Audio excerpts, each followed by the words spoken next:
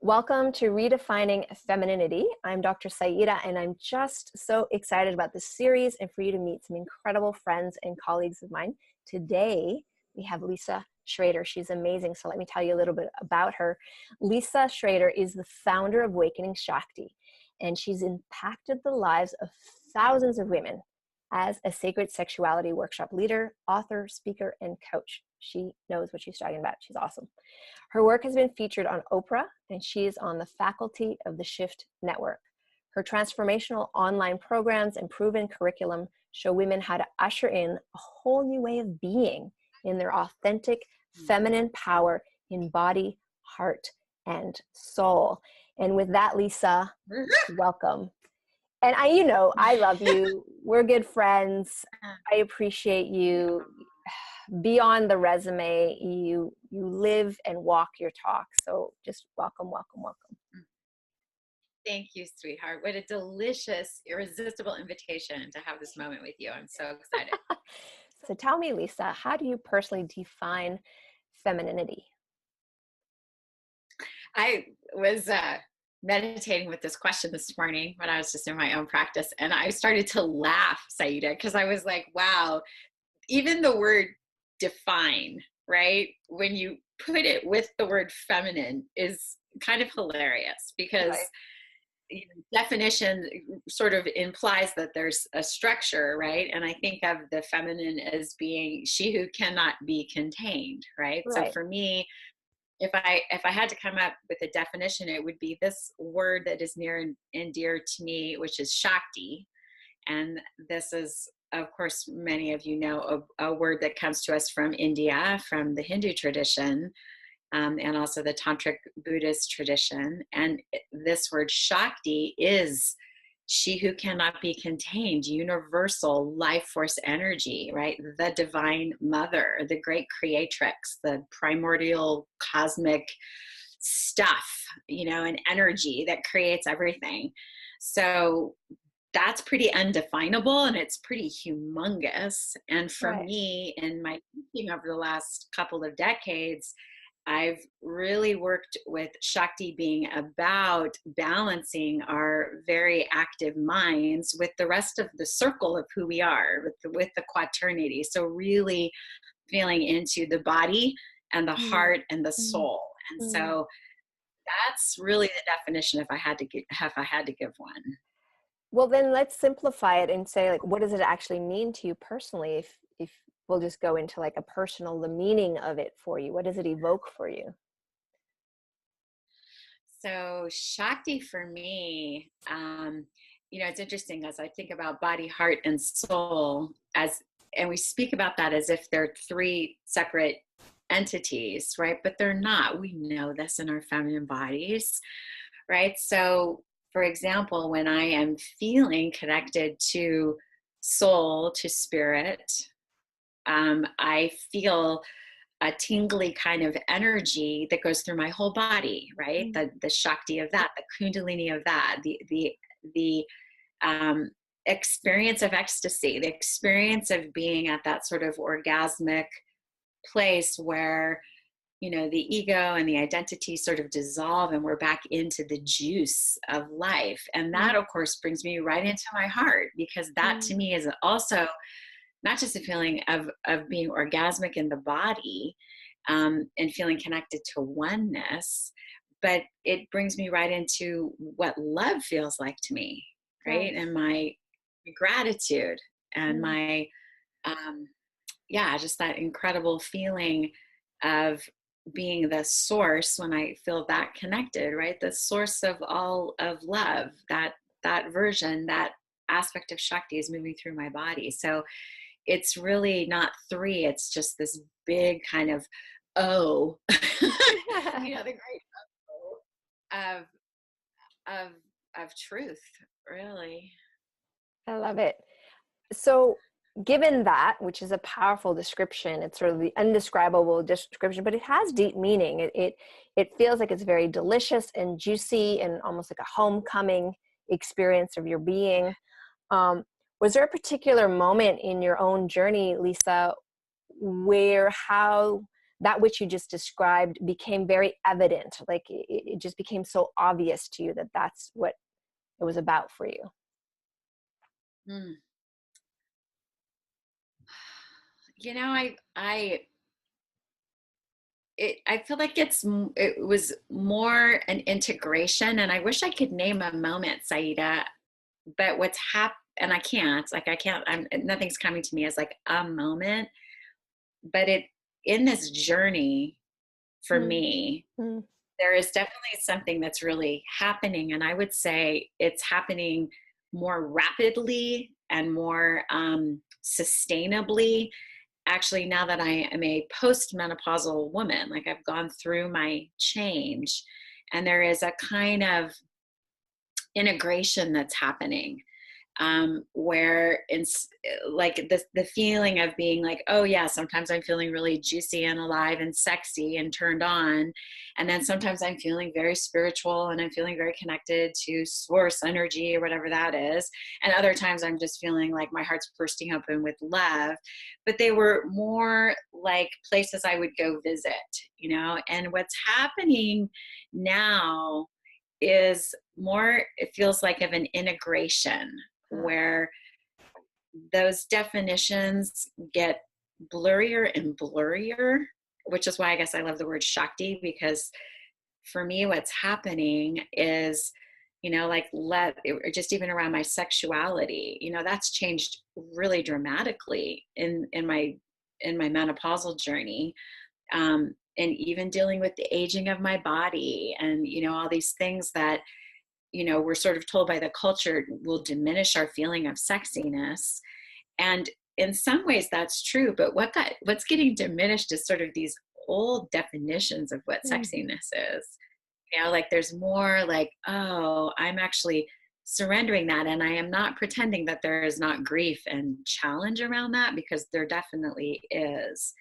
But what is coming, you know, as that door's closing in some ways, what it feels like nobody's speaking about, although there are a lot of people speaking about it. You're speaking about it, Saida. There's a lot of people who are showing us that, like, oh, there's this whole other door that's opening.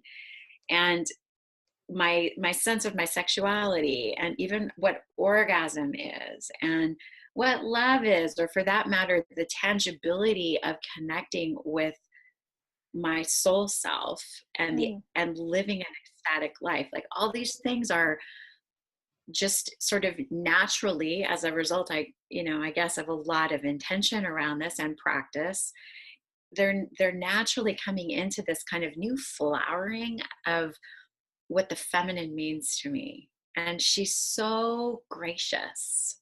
Beautiful. This aspect, you know, and she's forgiving and she's more compassionate, and you know, she's sort of helping me when I get overly focused on, like, oh, my body's changing and I don't like it, or I don't feel attractive like I used to, or when I look in the mirror I'm like obsessed about this and that.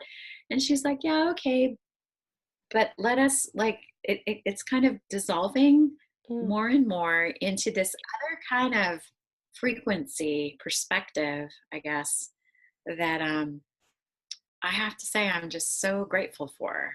Yes, that's gorgeous. So what I'm hearing is that femininity for you, as well as being kind of this mysterious cosmic force that can't be defined but is powerfully felt, it's also evolving and evolutionary. It emerges in different qualities in different ways as we move through life, and that in some ways there's a sense of graciousness that's kind of like at the front of that emergence for you at this time. Is that correct? Yeah, I think that's very, very accurate. And I would say curiosity and mystery. Yeah. You know, like if there's another definition I would offer of the feminine, it's the great mystery. Fantastic. And there's like a sense of just excitement that I feel. I mean, because you were at my wedding, I just recently got married. And there's a kind of, just sweetness and delight that I'm noticing, although I've been with my beloved for 8 years, but there's a kind of like like journeying, like that we're entering a new phase of the journey, and particularly around, you know, our sexuality, that is very different than what it was like in our 40s, for example. But that has like a kind of fragrance that is just not something that I ever understood or even trusted. And Right. it's, yeah, I guess I just want to offer that. It's not like I can even really promise women that or tell you how to get there. But what I do want to say is that it's available. I feel like it's available, and it's yeah, it's just really quite precious. I love it. So before we go, I have one more question. And it's kind of an important one. It's a little bit of a challenge that we're facing in our society right now. What I'm noticing is there's a lot of fairly divisive conversations, discussions around masculinity versus femininity. And we're not going to go necessarily in that direction. But what I am curious about, Lisa, is what is one thing that you could leave us with today that could invite in a healthier, more harmonious dynamic between, you know, masculinity and femininity as we're moving forward collectively? Just curious your thoughts on that. Yeah, it's such an important question. You know, when I get confused around I have a very well honed masculine side of me and the feminine side of me, and even inside of the polarity of relating with my beloved. When I get confused about this, where I go is to remember that who I am is a result of this one little sperm and this one little egg, right? That came into erotic union with each other. And so, although I present and am very much identify myself as a very feminine woman, that's what feels like my home space. Who I actually am is this erotic union of both. And I think we sometimes forget that, like that is actually where each and every one of us came from. Hmm. Right. And so yeah, I'm not, it's interesting. My dad's actually having some minor surgery today, and I'm just like really feeling him. And yeah, you know, this masculine and feminine conversation, like I just think it's really important for us to remember that this is our origin, is the wholeness, is the unity, right? Mm-hmm. That came, that's what created this life. And so yeah, it's a whole big complicated thing to navigate out here, and I'm not making light of that, but just to come back to the truth of the origin place brings me a lot of peace and kind of roots me back down into the essence of who I am, Mm. that I find useful. So I would just offer that. I love that, Lisa. You know, what's been interesting in this interview series is pretty much everyone has the opinion that the answer is first within. That's a trend that I'm noticing as I'm interviewing different people. And as you know, that is also, you know, my orientation is if we're going to solve something, we must first go in, feel the resolution within, and then offer that as we emerge. So I really want to thank you for that, because there's nothing more primal than that initial moment of our being coming into being, right? It's truly a magnificent, magical, profound mystery of this universe, and every one of us was created in that way. And so that's a very helpful, yeah, it's very deep meditation. Thank you for bringing that into the conversation. Yeah, I really appreciate it. Thank you so much, Lisa. So as we close, is there anything else you'd love to leave the listeners with? The word that's coming is befriending, which is interesting. And so I guess I just want to offer that we befriend wherever we're at on this journey, right? Like even this idea of the answers are within, you know, I know for a lot of us, we can be in like, well, like I'm meditating, I'm trying to figure out the answers, I can't figure it out, you know? And sometimes that's very, very true. That's true for me all the time also. So just to befriend, soften, this literally like wrap your arms around wherever you're at in your process, wherever you find yourself in this conversation about what is femininity and what is masculinity. And in that befriending, in that like more compassionate, softened place, which I think is very evocative of the feminine, this kind of holding to, yeah, just to hold yourself there, wherever you're at in the journey, as I think one of the most powerful places we can go to get whatever the next step is, or the next insight that wants to come in. Fantastic. I love it. And I love you. And thank you so much. And for those who are watching, I have a special little invitation for you. So stay tuned. Thank you so much, Lisa. You're invited to join this amazing conversation. Soon I'll be doing a training, Redefining Feminine Power, and I want you to be there.